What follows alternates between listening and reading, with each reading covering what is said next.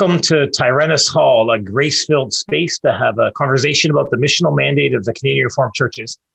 Today, I have the absolute privilege of having on our podcast Richard and Yukyung Bultje, and they are the starters of the River of Life Community Church in Niagara Falls, which is a United Reformed Church, and they're here to tell us all about that. Richard and Yukyung, welcome to the podcast.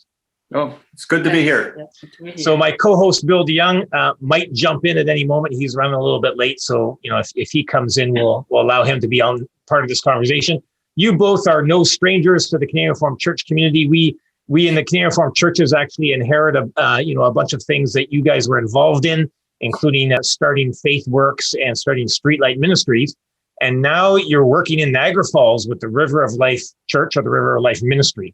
So let's start it off like this. Can you just tell us, where did this idea come from to start a church in Niagara Falls, the church that you guys are working with? Well, the initiative wasn't from us. You can say supporting church or our overseeing church, the Wellingport United Reformed Church. They came in contact, or they became or started a mission organization with 3 supporting churches, the URC Church in Dunnville, in Jordan, and in St. Catharines. And the 4 churches sought to do a church plant in the Niagara area. They looked into the possibilities of different cities in the area, and they concentrated on Niagara Falls. And they asked me to do kind of an overview of the town, of the city, and see what churches are there, what areas are most you can say needful of a church community, because there's no vibrant church in that community. And we looked for a while, and it was decided to, in the area of Dunn Street and Drummond, in that area, that we would start the church plant. So how did you go about doing that when you're doing that research? I mean, are you just doing that research on the internet? Are you walking through town? Are you talking to people? How do you go about discovering what area needs a church? Yeah, it wasn't a little bit on the internet, but mostly it was just driving around, meeting people, and seeing where vibrant churches were. Sometimes you can see where a vibrant church is, where the activity that this church is doing, and also just the building itself can sometimes give you somewhat of a reflection of the church itself. So it was mainly driving around for a week, getting to know the city itself and the different activities in the city, stopping off at some diners, some coffee shops, talking to some people, and slowly getting an idea of, hey, this is somewhat of a city that I could see myself working as a church planter, because I wasn't called at that time. When they asked me to investigate, they didn't call me yet. Okay. So then when I gave my report, then they, after a month or two, then they actually did call me to be a church planter in Niagara Falls. And then we moved here. We rented a place for a couple of months in St. Catharines. Actually, we first rented there. Yeah. And then while that time, we were looking for a place to purchase, and also a place where we could rent as a church. Okay. So Richard, I know you a little bit. I can imagine you walking into a diner and just striking up a conversation with somebody and asking them about, are there churches in the area? Is that literally what you're doing? Is you're chatting to people on the street, or chatting to people that you happen to come across in town to say, hey, are there churches around? What are they like? Yeah, I did that. And people ask me, what are you doing there? And I would say, I'm a pastor looking to start a new church in the area. I just want to pick your brains about what this would be good, how this could be good for your city. Most of the time, people were pretty eager to talk. I had some... caring. We should talk about caring. Yeah, that's a little bit. But most people were really eager. But that was the initial thing, to find where we should, you could say, have a building we would rent for a while to have kind of an outreach place. And Yukyung, are you involved in this process too? Are you doing the same thing, chatting to people? Yes. All right. So now you've identified sort of a general area in Niagara Falls where you think that this would be a good place that needs a vibrant church community. You've been called as the church planner. You're looking for a place to rent. So you is that your first goal to find a physical location? Well, that wasn't the first goal. The first goal was continue to, well, two-tiered. One was continue to go to diners, meet people, interact with them to gain relationships with people. And the second thing was to interact with people within the supporting churches if they would be anybody interested to be part of the core group. Okay. And then, so while I was, we both volunteered at some places and we visiting diners and coffee shops, getting to know people. And then at our home, Friday nights, we had a number of people, four or five families eventually come to our house to be part of the core group. And then we met with them for about a year on a Friday night, fellowship, training, and like a discipleship time and fellowship time to get to know each other. And during that time where I was outreaching or we were outreaching and having people at our house to disciple them to be active as a church plant, then we started looking for a place to rent. Okay. So let me pick your brains on two things. You're working, you're meeting people in the community at diners, you're volunteering places to get to know people, and then you're also working with your core group. So it seems like you're inadvertently highlighting some skills that church planners need. Now, if anybody knows the two of you, they know that you love to show hospitality and have people in your home, and you're particularly gifted at conversations with people. Can you plant a church without those giftings? Can you plant a church? It seems to be that you can get away sometimes with being sort of an introverted pastor who likes to stick his nose in the books, but I'm guessing that you can't do that if you want to plant a church. Yeah, I think that would be very difficult, but I think an introverted person could become an extroverted person, being pushed in the deep end, you could say. A person who can't swim that well can eventually swim if they get into the water enough. So I think an introverted person, if they really believe God's calling them in that direction and they trust the Lord, they would venture into that. And God would give them what they need to be able to be that more extroverted person. I fully agree with that. I fully follow that and accept that and challenge people in that respect. Because I've known people who were introverted, and I says it's not a problem being introverted; it's a problem trusting the Lord and just getting out there. Yukyung, let me ask you this question. Everything you guys have explained so far is you doing this together. Yeah. As sort of you're doing this mutually. Richard's been called as the church planner, but you're involved in this as a team. Do you think you could do it otherwise? Could you do it where you as a wife weren't really involved in it? Would that still work? Yeah, even you mentioned about even the character-wise. I mean, as you can see, I come from Asian countries, so I mean the different culture too, in Canada or Dutch, Canadian, I mean whatever. But even for example, myself, I don't know how to cook first time. I met Richard too. And then I met Richard after that. We just get up for Streetlight 10 years. Because I have to push myself, how to cook too. How to cook in Canadian food or how to talk to people beside the weather kind of conversation. Yeah. But that's a little bit hard. But you know what? As you keep doing, practice, it's get better actually. But I know this God is behind me, always helping me doing like that. The church plant is very demanding, my idea, but it's very blessing. That's what we keep doing right now so far. Even we just Hamilton 10 years, and then here right now, River of Life, almost 8 years right now. Yeah, it's just hard, but yes. But one thing everybody says, you either is a Richard's wife or a pastor's wife, you have to do it. But you know what? Everybody is just a missionary. We are. If you're a Christian, confessed Christian, we are all missionary. That's what my opinion. You have to do all together. That's what we call the core guru. I talk to core guru, even husband and wife. I encouraging that this is all our job. It's not for the pastor or pastor wife's job. Well, this is going to be my wife's favorite episode because she really doesn't like it when people talk about pastors' wives, because she's like, there's no difference between a pastor's wife and any other member of the congregation. You have to be obedient to the Lord, and you show hospitality and you be on mission with the Lord. It doesn't matter what your husband does for a job or not. That's good. So you're getting to know your community, you're getting in contact with people. How many people did you want to have in your core group? You mentioned you had 4 or 5 families. Was that how many people you wanted?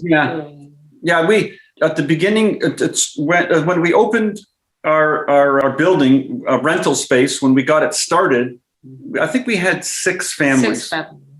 6 families, so that they could help us. But within 3 years after that, all those 6 families, their life situation, they all left. And I've talked to other church planters, and they said, well, that's probably a given in most places. Those people who start off first because of sometimes change in life, you can say their whole situation in life, sometimes burnout, sometimes a wrong expectation of where the church plant will go. But yeah, but in those 3 years, or at the end of those 3 years, where the first 6 families, other families kind of came into, and some of the ones who were converted, who became members of the River of Life Church, took on more responsibilities too. Okay. So as they left, we could continue, even though it was sad. It was sad for us and for the community. The Lord blessed us in the fact that more people came along, and people who became members of the church from the community were able to take on responsibilities. All right. So you're initially getting this group, you're meeting together on Friday night, you're having meals together, you're sort of creating some gelling amongst the team. You mentioned training. What kind of training are you doing with them? Well, we went door to door, cleaning up garbage in the community, and then handing out flowers to those houses and encouraging them how to interact with people, and then doing it. We had a Friday night community dinner where the people that I was starting to meet would come and they would interact with them. And then the Friday nights that we would not have the community dinners, I would encourage them, hey, this is a way of interacting with them. But it wasn't just, a lot of training. It was a lot of pushing people in. I was not so much training, but pushing people. Yeah, I really like that you weren't spending your Friday nights inside your home with other Christians reading books on how to reach unbelievers, but you were getting them out and saying, learn how to talk to people and learn how to interact with people. Yeah. So the people that you had who came to join the core group, were they people that were eager to do that, or that they were already pretty good at interacting with people on their doorstep, or were they people that this is a real challenge? I think all of them had a desire, and I think all of them sensed that they were good at it. But when they came and were interacting, they realized, we thought it was like this, but it was a little different than they had anticipated. Most of them thought, there was some young families, and they thought, well, we were just going to interact with young families like ourselves. And the people who come are the people who come, and we can't pick and choose. And a lot of people have, you can say, troubled backgrounds, troubled family lives. So with alcohol or drug pasts, with just troubles they're dealing with. So they had thought they're going to be much more, you can say, established families that were going to come. But they realized the community out there is pretty broken, because many of the people who came, I would say majority of the families who joined, were quite sheltered. So they didn't know a lot of non-Christians. So they interacted with each other in their churches and say, hey, we're pretty outgoing. But when they got connected with people who came from a very different background with different struggles, it was more of a challenge to them that they had thought.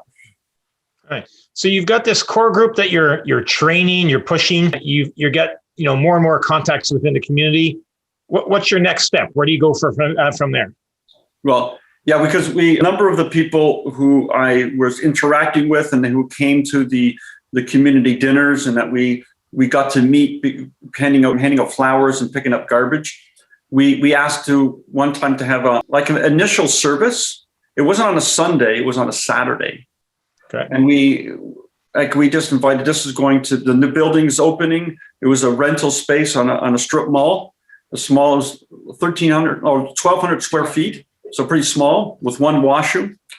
And through that interaction that we had, we said, hey, we're going to have a service, an open house type service. So at that time, we invited everybody. They came. There was 40 or 50 people that came that time. Wednesday. No, the first service on a Saturday. Yeah. And from that, we soon after that, we started having a Sunday evening kind of Bible study outreach service. Okay, so let me ask you this question. This is interesting. Some people might say, hey, why didn't you just have start Sunday services right off the bat? So why did you choose to do something on Saturday and then start doing a Sunday Bible study? Why not just start church service? No, the one thing on the Saturday, for many of the people, they just wanted to check us out. So we said an open house. When you have it on a Saturday, it's much less likely for them to feel that they would be kind of set up to be, hey, you set us up to come to a church service, because many of them were not Christians or were just, I'm kind of interested in what we're doing. I became friends with some of the people. So they didn't want me to push them and said, hey, we're going to have an open house on a Saturday. Are you willing to come?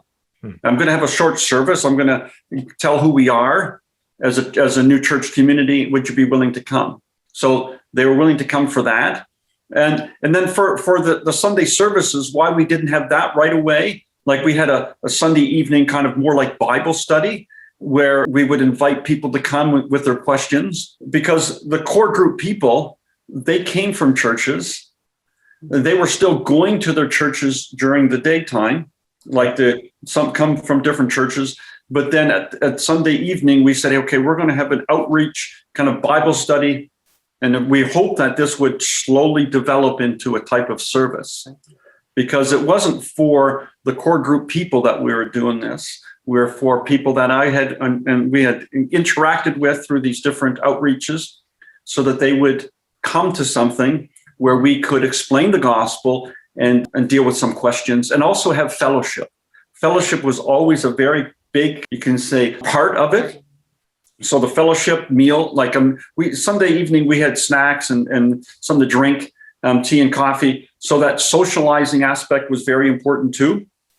So it wasn't just like a church service, come and go. It was a time of hearing maybe the gospel the first time, and a time of people willing to throw their questions out there. So explain to me why the emphasis on fellowship. In one of the values that you have on your website, it says we value community and a desire to get to know our neighbors. So why the emphasis on community, fellowship, eating together, spending time together? Yeah. Why do you perceive that as important for this church community? Yeah. Well, I think God made us to be relational, and our culture now is becoming much more anti-relational and I think, but people crave that. So us presenting that fellowship aspect, people crave that because they're created to have fellowship, and in that to gain relationships. Because the other aspect is church communities, churches in general, are not really respected by the larger community out there because of some churches that have done some horrific things, some individuals who have done some horrific things, and they get on social media, news, and all that kind of stuff. So the churches itself have a bad reputation. And for us to gain relationship and say, because I remember this one guy I met at the coffee shop, he didn't know I was a pastor, and it came out and he goes, "Oh, you're a pastor. Oh, so you're normal?" So the whole aspect of them being able to get to know us as Christians, and a trust relationship starting. And in that trust relationship, they'd be willing to listen to us, present the gospel. Because some people, as soon as you open your mouth presenting the gospel, they close their ears. So they don't want to hear anything because they have been mistreated or have a false understanding of the gospel and church in general. So for them to be able to have ears that willing to listen to even a few sentences, trust relationships need to be made. So that's why we really encourage that. Yeah, I really like that. It seems that for a lot of people, there's a big obstacle between them and being able to even hear the gospel and listen to it. And that obstacle is they think Christians are weird people, or they so they have to remove that and say, well, we're just normal people. Mm-hmm. And then, that we're not going to eat you or do something, silly. You can just, we're just normal people. I like that. So and then of course, fellowship happens really well around food. So, having meals, that works well. Let me ask you this question. So you're doing this as a couple, as a church community. You've had your small group meeting in your homes. Where do the lines between working fellowship with your church community or fellowship with this mission that you're on and your own home? Where do those things meet? Do you draw a distinction between those two? Do you draw a line somewhere? Do you just say it's all one and the same? How do you view that? Well, it's a squiggly line, you could say at best, but because sometimes it's a dotted line. So because our kids are pretty much involved in it. Without our kids, our two sons, we wouldn't have been able to live stream because I don't know how to do it. They were able to come along, but also the outreach, they grew up in this in a sense. So they have a love for it. This type of service. They came to most of the outreach activities, the community dinners, the service days where we picked up garbage and handed out flowers. So they were able to be involved in it, and they were, I think, blessed through it. So but at the same time, we do have our own time as family. Sure. So we need that to know each other and to love each other and to grow together as a family. But it speaks a little bit to what you were saying earlier, Yukyung, about how irrespective if you're a pastor's wife or not a pastor's wife, we're Christians and we have callings. And so, you can't just sort of say, well, I talk to people about Jesus and I show hospitality when I'm, from 9 to 5, when I'm on the job, but otherwise I don't do that. Like, it seems to me that a lot of pastoral work, a lot of missionary work is more of a lifestyle than a job. Yeah, can I say this is? It's just our job. Actually, we get a salary every month from church, but this typical job is. Can I have a line here? Okay, Monday to Saturday, or just Monday half day, just our time. We trying to do like that. I even encouraging seminary students come to our church, kind of training 2 weeks. I talk to seminarists why. Sometimes you need your own time, at least a half day. But sometimes it doesn't work like that. Because church people, how can I say, it's a lot of, especially our church planting, a lot of going on, even their life. Because we have to involve somebody's life into it, right? Yeah, we become their family. Yeah, just family. Because our member, a lot of people have no children or no parents, kind of single person or single lady or single guy. So we have to involve their life. This means we're always kind of joking about Richard has so many sons, and I have so many daughters too, or so many mother. Yeah. So we have a lot of kind of job like that, but I can't say it's very hard. I was kind of talking about even my daughter too. Someday she's gonna marry. I said, I wish, but it's just a blessing. But I'm honest with you, it's hard. It's not. Yeah.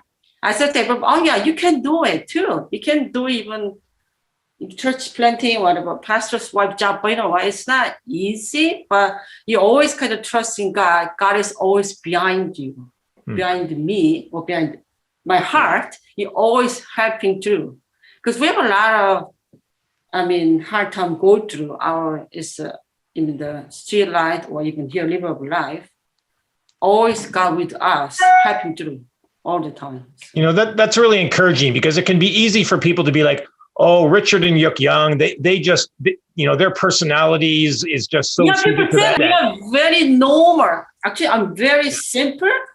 As you can say, I'm not Dutch either. I'm like, I'm kind of, it's not easy, but people always say like, you guys go through easy, but even we bought a new building, our new location. Yeah. It's not easy. Transition right now, but and so that's encouraging to me because then it's you can't just let people say, I don't have the personality to do it, because even if you do have, God's given you both, obviously he's given you gifts in terms of outreach, but it still means that you have to work at it and it can be hard and you have to depend on the Lord for it and you have to seek his blessing and trust him and all those things, just like anybody else who has to do that.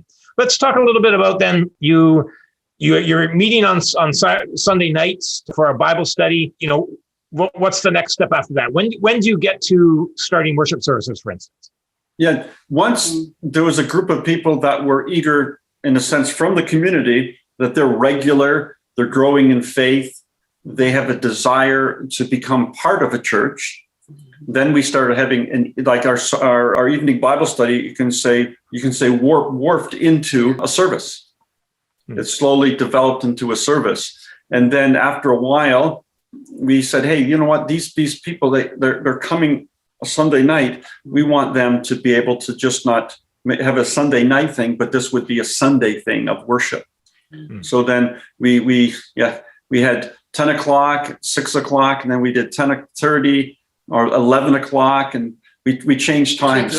Changed a lot of times, which wasn't good. Because we have a number of people that aren't used to Sunday morning, and I think pushed a little bit early Sunday morning, but they weren't just used to it.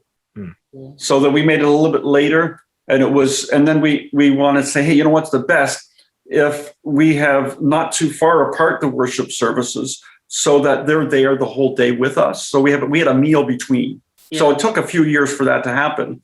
But then we started having a meal between the service. So the Sunday was coming to church in the morning, having a meal and fellowship together, and a lot of pastoral and other stuff to deal with, and then having a second service at 11 or was it 10:30, and then lunch, and then some fellowship time, and then 2 o'clock.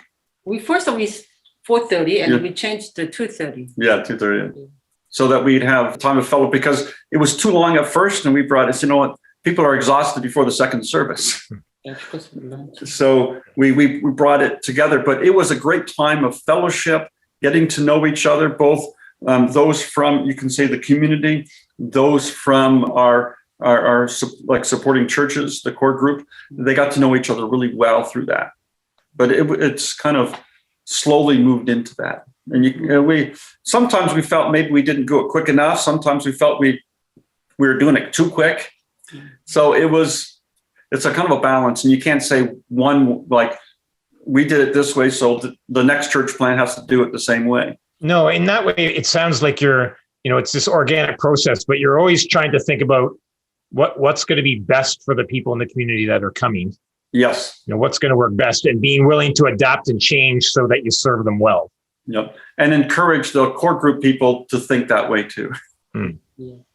Yeah, because I imagine for them, it's like, oh no, I don't, I like my service at 10, or I like my, I imagine that can be difficult. So that's what's going on at Sundays at that point. Is there anything structured or organized for the people that are coming during the week at that point? Yeah. We very early, we started having small group Bible studies. And it was just like the whole group, whoever could come on a Tuesday night. And then as the group got bigger, then we broke off into different groups, different small groups. But then I continued to meet with a number of people one-on-one. Like I would do outreach still at these coffee shops and other places. We had the community dinners. We started an open house on Wednesday, where we would just through advertisement first, and then slowly just word of mouth. So those things continued. But then those people who you could say showed faith and became members, I continued to do a one-on-one Bible study with them. Okay. So during the week, a lot of that kind of stuff. All right. And then what are you doing? Like, you've got someone who's interested in the Lord Jesus, or they've put their faith in the Lord Jesus. How do you get them from that point to become a member? Yeah. I put their hand behind their back and I said, "You're a member," I break your arm.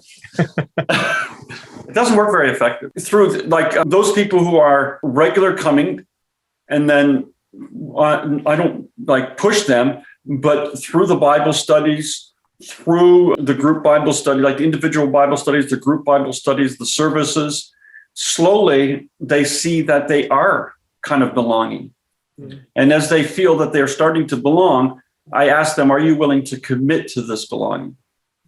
So once they show themselves as, can say, you know what, I feel part of this community, then I encourage them, hey, you need to be committed to the community then. And that takes this process. Like this one individual, Gary was one of the first ones that came to faith when I met at a diner. He first came to our community, and when I encouraged him to come to a service, he said, "Oh yeah, I can come to a service." It was at that Sunday evening kind of Bible study type time where I presented a passage in the Bible and a discussion about it. And he came for a number of times, but it took him probably me asking him, or I should step back, him coming to maybe 3 or 4 of our community dinners before he was willing to come to a service, like one of those evening things. There was other people who were coming at the time too, but I'm just concentrating on him. Then after about maybe 6 months of him coming to a Sunday evening service like that type Bible study, I asked if he'd like to do a Bible study. And he said, "No, I'm not into that." But then 6 months later, he said, "Yeah, maybe I'll check it out." And now he got involved in the Bible studies. And then he says, "Hey, this is he called it his happy place. Coming to church, coming to Bible study, he calls it happy place. And I said, "Well, if this is your happy place, are you willing to commit to become a member?" He thought about that for a period of time. And eventually, so the other, you can say, core group members would be talking to him and saying, "Hey, what do you think?" Or he would ask them, "Hey, what does it mean to become a member?" So slowly, he gained a desire to stand up and make a commitment. He had already been committed because that's what I'm finding striking about what you're saying. It's not like you're saying up front, here's all the things you have to do if you want to be part of our group. It's more like you end up becoming part of the group, and then we say, "Hey, now it's time to commit to it, and here's the way that you do that." Yeah, so you sort of belong before you become a member in a certain way. Yes. Very much so. And some people took longer than others. An older guy, he came pretty early on too, and it took him 5 years. And yeah, he's now a committed. So some people take longer. And when a person says they're committed, then we have a beginner's class. Okay. And you have a beginner's class. You have 2 services already. Are you using the Heidelberg Catechism in any of that? Yeah. For one of our services, we go through Heidelberg Catechism. Or the Belgian Confession. We don't do it so much anymore, but then we'd have a question time during that service. And also our small group Bible studies, they go over what the passages were on the previous Sunday. So this past Sunday, we had a sermon on in the morning, it was on Genesis 49. So the Bible study, that's in the morning. And in the afternoon, it was on the marks of the faithful church. Yeah. So in our Bible studies through this week, questions will come up from those 2 so they can discuss it. Before we had the question period during the service, and some people were getting annoyed by how many questions were happening and sometimes going all over the place. So he says, "Hey, how about we do this during our Bible study, that we go over the questions that people have on you can say, particular subject." Well, let me change gears here and ask you this question. I want to ask you another question about one of your values. So one of the values of the River of Life community is this, I'll quote it: "We value the good and great things in our community and city and seek to celebrate this with our neighbors." Yeah. And that's our desire. Sure. It's not always easy to do, because tell me why it's your desire. Like, you could, because it's an appreciative look at the world around you, rather than saying, we point out all of the bad and evil things that are going on in our community and city, and we seek to point them out for the glory of God. Yeah. It's the flip side of that, saying we value the good and the great things in our community and city, and we want to celebrate this with our neighbors. Why have that as a value? Why is that important? Well, because we recognize that although we're all sinners, God's, you can say, he doesn't let people be as bad as they can be. And at the same time, God allows people to do, you can say, on the surface, some good. It looks good. Like we have some people in our community who make beautiful gardens, who take care of their neighbors really well, who who make sure that our nature trails, we have a lot of nature trails in our city, that they're well done. And the fact that we can go down these nature trails, look at people's flowers, drive down the street and see, hey, there's people taking care of their stuff. It's a pleasant thing. One of the reasons why we go, it's not the only reason, but one of the reasons we pick up garbage, we want people to see we care for your community. This is a beautiful community we care for. We're willing, and we hope that you more take care of your community. Don't throw garbage on the ground. So, and we've noticed as we clean up, people are really appreciative of us doing that. And we say, hey, we're doing that because we appreciate our city, our neighborhood. We care for you guys. So it kind of goes back and forth. Yeah, I like that, because it's not like you're saying, oh, this is like a marketing campaign. We'll tell you that we love the city in order to get you to appreciate us or something, but recognizing that all good things come from above, from the Father of lights, and that we ought to praise him when we see good things in our community, and that we love not just individual people, but that we can love a place, we can love a community, we can love a city, and praise God where we see goodness, and praise God that not all of the fallen people out there are demons. Yes. But they're just fallen people. Yeah, that's what we see that sometimes those people who come to our doors, we had one lady, she wasn't the easiest, but she was an artist and she would make pictures for everybody. And we appreciated that. There's some things we didn't appreciate about what she did, but there was wonderful things that she did. And there was other people who they would come in, like one gentleman, when he's going for a walk, he picks up stuff and then he brings them to church and hands them. So we appreciate that stuff. And that doesn't mean that they're all Christians who do that kind of stuff. At our community dinner, we encourage singing. So, and sometimes, hey, one person has a talent to play the piano. Hey, can you play this song? We've had that before. Or somebody has is a talent in singing. At the community dinner, they're not part of our church community, but yet at the community dinner, there's some fellowship, and we love them to be able to contribute. And like you said, all those gifts ultimately come from God. Yeah, that's beautiful. Another one of your values is saying that we value unity and diversity. So can you speak a little bit about that? Why is that one of your values? Well, our unity is in Christ. So when somebody comes, I remember we had an Out of a Cold program in about 4 years ago. And during the winter time, there was a really bad cold spell, and there was some street people, and no churches would set up. So we were a little church. We decided we'll have an Out of a Cold for a week and see if other churches would take another week. And I remember this one guy, he came, he traveled back and forth hitchhiking through Canada, and there was some quirkiness about him, but he had a vibrant faith in Jesus Christ. And we celebrate that when we see somebody else having unity in Christ. That's a beautiful thing. From different cultures, different backgrounds, and they come to visit us. Some people come because we're a destination of people going for holidays. And we've had a number of people who check us out and come for our service. And we welcome that fact. No matter what our background, in Christ, we're united. But we also can celebrate some diversity. We're all different. And those people who come into our church, sometimes their differences are pretty, you can say, in your face, but they're not always bad.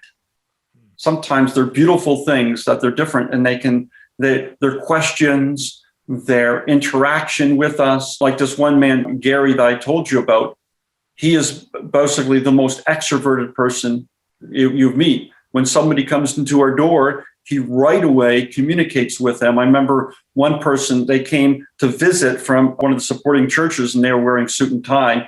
And he welcomed them, and he says, "Hey guys, lose the tie. We don't wear ties here." So they took but he said it in such a loving way, there's a difference about that.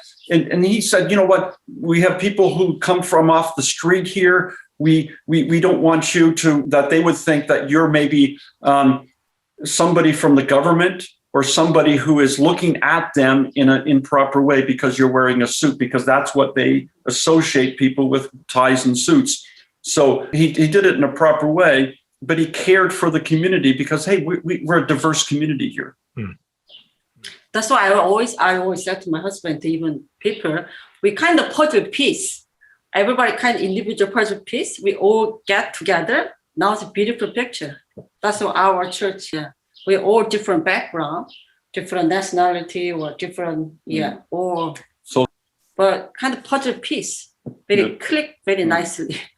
Yeah, different, but united in faith. Yeah, Good. that's beautiful. I imagine that, that comes with its difficulties, but at the same time, it's Yes. it comes with a little pitch as a little picture of things to come in the new heavens and new earth, where you're going to have a wide diversity, all united in worship around the throne of God. So we might as well start getting used to it here if we're going to be celebrating it in eternity there. We're getting to the close of our interview. I wanted to ask you just a few other little things. So maybe for both of you, can you tell me, for both of you, what it is that you find about doing this church planting work? What is it that you find the most difficult? And then tell us the thing that makes your heart sing, the thing that you really love and enjoy about it. So let's start off with the difficult one. What do you find most difficult? And then after that, both of you, what do you like the most? I have to invite people in my house. That's all I have to try to myself. My house is open house. I cannot close my door. I always have to open. But sometimes I love to close too. That's my difficult time. Because I cannot choose the person come to our church. People come. Actually, now our old building, it's not actually not church building. That's why people just open the door easy. Homeless people, or some people has a mental issue. So that's the really hard part. Some people have bipolar or even that issue mentally. I have to dealing with that. Those people is really hard for me. And I have to invite in my house, give it to the meal and talk together. And then I realized one time I invited one gentleman. He said he was very, very nervous. He said, actually, I wasn't nervous. I didn't know that he's nervous. He told me later, I was very nervous because what? He said, I'm going to pastor's house. That's why he's quite nervous about it. But my heart is actually have to open my house. That's the part is very hard for me. But I enjoy the cooking right now. I enjoy the talk to people, but that's the hard part. To always do it. Sometimes I have to invite people 7 days a week. Yeah. Sometimes my children say, oh, good thing people come on. How about you, Richard? What would be something that you find difficult or challenging? The most difficult thing is like befriending somebody, bringing the gospel to that person, watching them grow in a sense. And the most difficult thing for me is myself trying to push them too hard to come to a living faith in Jesus Christ. And sometimes that means like challenging, sometimes the balance between challenging them and not challenging them in aspects, because sometimes it says, hey, should I be hard or not hard? Because for me, you get to know the person, you care for them, you love them, and the greatest thing that for them would be a living relationship with Jesus Christ. And to gain a relationship and then watch them basically turn their back on Christ. And that's because I would say of the 10 people that you become close to and interact with and bring the gospel to, 1 or 2 come to a living faith in Jesus Christ. So that, for me, that's the hardest, befriending people and caring for them and having a love for them, and then watching them mess their life up and rejecting Christ. That's the hardest. Yeah, thanks for sharing that. Let's move on to the joys. What makes your heart sing about the work that you're doing? Actually, when I moved here, we 2012, we bought a new house here. I was thinking, I baking cookie, I lock in the door, individual house, not for my house area. And then people said, I'm the first person I'm the locking the door. They said, nobody does like that nowadays. So, and then actually everybody's very open to me. They said they love to talk to me. And the typical one person, he's now 95. And his wife, she died 5 years ago. And then I'm trying to talk to him, and then I'm trying to introduce Richard. And then a couple of times, he sometimes closed the door to me. I don't need your cookie. Yes. Just get out of my way. But one time I said, oh, okay, I'm done with this guy, 95. He was 90 at the time. I was, okay, I'm done with him. But I was changed the next day. Oh, I shouldn't do that like that. So I went there again, talked to him again about our open house, our church. He came actually, kind of slowly came. Yeah, he came. And then he's now our member right now. He's taking the beginner class and yeah. Yeah, he's a member, professed his faith this past year. He's 95. So I love to say, everybody, age is not. Yeah, never too late. Never too late. So 95. That's so beautiful. That was your Yeah, joy. that's literally kind of, that's why everybody asking the Mr. Henry, oh, how does it come to the river of life? That's the lady. That's wonderful. really That's a kind great of- story. Yeah, I love that. Yeah. How about you, Richard? What's something that brings you joy? Yeah, really. I talked to you about Gary, one of the ones who came because he's actually a deacon now. He came, he became a member to his profession of faith. And then he was a mentor to a friend of his who died, his son. So Gary was a good friend of this gentleman. He died. And Gary said to this man, your son, I will be a father to him now. So when Gary came to faith, joined the church, one of the first things he wanted to do is bring that gentleman to church. And to see that, hey, I encouraged him to come, and now he encouraged another. And now that gentleman, that young man that he brought to church is also a member and is a godly young man. To see that is a great blessing. That's the great joy, to see that the person I brought to faith, that I brought the gospel to, and he came to faith, and now he brings somebody else. That has been a great delight for me. Yeah, that's beautiful. That's wonderful. Richard and Yukyung, our time is up. Thank you so much for spending time and sharing some of your experiences with me today. You know, we were just speaking before this interview, Richard. You and I organized the very first FaithWorks trip in the late 1990s, and I went on it. And I remember the very first Bible study that we had before we went, when we came together, and we did it in your home.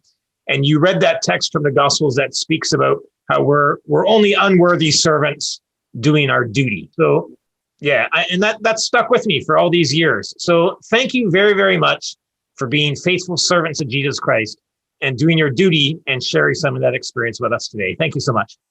Well, thank you very much. Thank you. Take care. God bless.